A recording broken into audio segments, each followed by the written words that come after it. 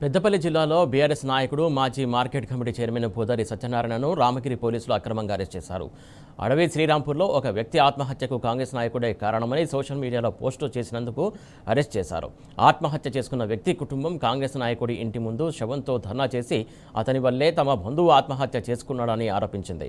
అధికార పార్టీ అండతో బాధిత కుటుంబానికి అన్యాయం జరుగుతోందని ప్రశ్నించినందుకు తనపై కేసు నమోదు చేసి అరెస్ట్ చేశారు. అర్ధరాత్రి సమయంలో అరెస్టు చేయడంపై సత్యనారాయణ కుటుంబ సభ్యులు తీవ్ర ఆగ్రహం వ్యక్తం చేస్తున్నారు. కాంగ్రెస్ పాలనలో అక్రమ అరెస్టులు నిత్యకృత్యమవుతున్నాయని స్థానికులు తీవ్ర విమర్శలు చేస్తున్నారు. మా అన్న బండిరాజు చనిపోయిండు. ఇవాళ 4:30-5 గంటల ప్రాంతంలో చనిపోయిండు. నైటు భయభ్రాంతులకు గురైండు. మండల రవి అనే వ్యక్తి చంపుతాడు నన్ను అని చెప్పి మొత్తం డే అంతా నాతోనే నైట్ పడుకున్నాడు.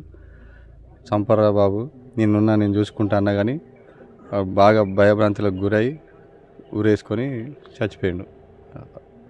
దేనికోసం?